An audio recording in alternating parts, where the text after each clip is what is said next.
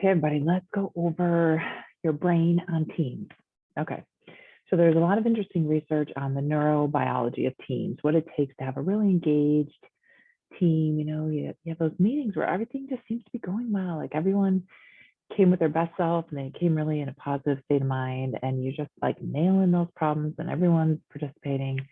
Like whatever it is, something's going well.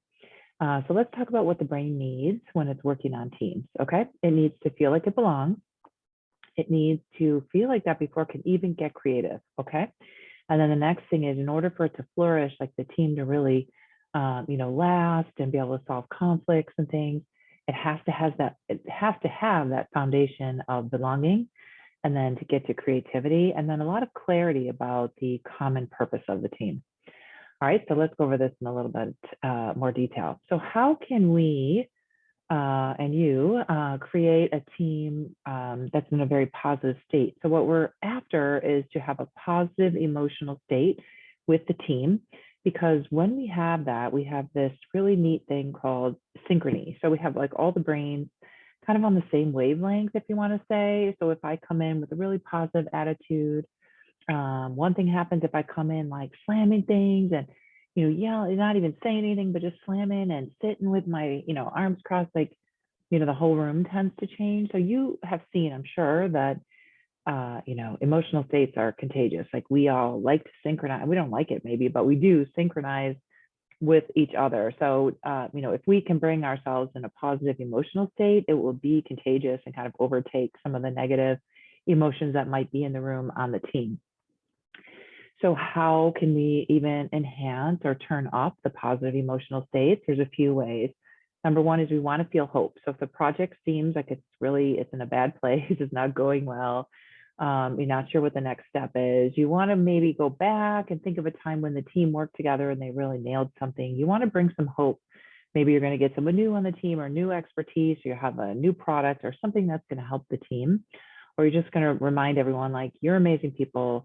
You've solved big problems. We're going to do this together. So turn up a little bit of hope. That goes a long way. The next thing is you want to, when people do have that positive emotion, there's really amazing benefits. And one of them is more hope. Number two is, you increase their attention. So you catch their attention when they have that positive emotional state. And if you have it, because they want to know more, like it's engaging, right? And then the next thing is, you'll have more empathy for someone. Like they will actually care about the team a little bit more if they have that positive emotional state, and they'll be aligned with you. They want to, work with you, get this done, nail the project. So a positive emotional state is a must for that synchrony of the team, so that everyone can feel like they belong. They know the goal of the team, the purpose of the team. Everyone belongs, everyone's working hard on the team. Okay, so super important to get to that belonging state. Why does the brain even need that? Well, because the brain is already really busy. It's already managing our whole body. It's doing all kinds of things. It's managing the heart and the lungs and the GI and helping our balance as I sit here and talking. It's already doing a lot of things. So it also is always kind of scanning the area for safety. We tend to hear a lot about the amygdala. We actually have two amygdalas, and that's the kind of the part of the brain that is one of our emotional sensors. It's not only fear, and it's really, there's no such thing as like really a reptile brain in comparison to our brain. So all of that stuff we hear kind of in the lay press is some of that's accurate, not really. I mean, we have two amygdalas, and we don't have a reptile brain. We have a human brain, and we have a very similar shape actually to a reptile brain. It's just that we have more neurons, so we get to higher level thinking. We're just not as automatic. Anyway, so we want to get people to the belonging stage, and we can do that, by a few things. So they need to feel trust. They need to feel safe. They need to feel emotionally safe. So if someone's really emotionally erratic, they're not sure what they're going to expect when they walk into the team meeting, they're not going to feel that belonging. They're not going to feel safe. Believe it or not, social pain it comes from a part of the brain similar to where physical pain comes from. So it literally kind of hurts us to be socially isolated. It hurts in a big way a lot of times, So it's a major consequence to us to be outcast or to not belong. So that is a primary need of the brain. So we want to make sure when we're leading a team that everyone knows each other, they know why they're there, they know what their role is, that they're accountable. who to report to when things are due. Because if you don't know that, then you get kind of nervous, like, why am I on here, and who's responsible for what, and who do I get the thing, the report to. So you want to be really clear, have a clear chain of command on whose role is what and what time things are due and who does it go to. Because the more clear you are, the less you're gonna decrease the stress, like the uncertainty, so people can get to that belonging stage and move on to the creative stage. So we really want to get people to the creative stage, and in order to get their belonging has to be really strong. They have to feel like they belong on the team. Someone had to model vulnerability. So you want to just show, like, I've been on this team, or we've been on this team, and things didn't go well, or we made an error, and here's how we work through it. Somebody, especially the team leader, if they model vulnerability, it shows everyone that it's okay to not know everything, because we can't really know everything, right? It's an absolutely unrealistic expectation, but we just want to be straight with each other. Like, if something goes wrong, we want to be able to share it with each other. If you're stuck and you're not sure how to manage the team, just think of curiosity. Curiosity is a great place to start. Just, how's your day going? What did you do this weekend? What worked for you if they're new to your team? What worked for you in other teams? Anything you saw done really well on another team? So if you're really stuck with somebody, curiosity is a great landing zone, So I would stick there. And then, we have to feel the trust in order to get to the creative. And in order to be creative, we actually have to take a risk. Like, if we're asking the team to be creative and solve those problems and come up with new solutions and be innovative, it's risky for somebody to share that, right? So they have to have seen that vulnerability loop. So make sure someone on the team is showing and modeling that.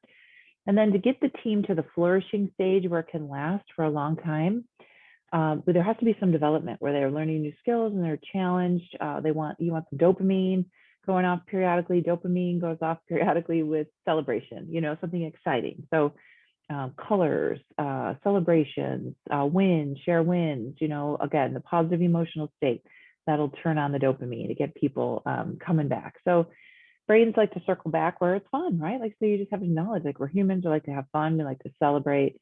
Definitely that has to be part of the team as well. So let me check my notes. Okay, so then agility is another part of flourishing. So what does that mean? Well, there's usually new people coming in the team, and you want to be really clear. This is the purpose of the team. This is our mission. This is how we help each other. This is the person that does this. And again, that accountability, go through it again. And there's been many books written about culture. The Culture Code is one of them, from the author from Cleveland, Ohio. And he goes over, different groups and different businesses that have done really well, team-based, amazing success. And one of the things they did is over and over and over share their mission and their purpose, and just keep reminding people. It's not that you're from this state or you're this age or diversity is really important on a team, but you really want to also unite people with a common goal. Because again, it goes to belonging. And once people feel like they belong, then they can get creative, as long as it's a safe place to take a risk. And then they can flourish in the long term, and the team can keep going. Teams usually have a lot of energy at the beginning, and then they tend to peter out over time. So you want to keep that flourishing up by developing the team, kind of scaffolding the skills. So if someone's new, you want to make sure that they're learning new things from other team members. And then accountability, keep going over that. Who does what day, who's responsible. And then the agility. So, you want to just keep bringing new team members in, keep the team fresh, educating people, and common purpose. Why? Back to belonging. We want to know why we're there and that it's a safe place, right? You got this. So team, what's important? Belonging in order to get to creativity state. And then everything we need in the creativity state, the trust, the risk, belonging, again, to get to the flourishing state. Okay, so those are the neurobiologic needs of the team. And just remember that we're not an island, right? We all work together, and that we have this emotional synchrony. So even if you don't want to, emotions are contagious, quote unquote. So bring your best self. And that's why this course walks you through what the brain needs and the body needs, to bring your best self to your team. You got this. I'm sure you're going to do amazing things. All right.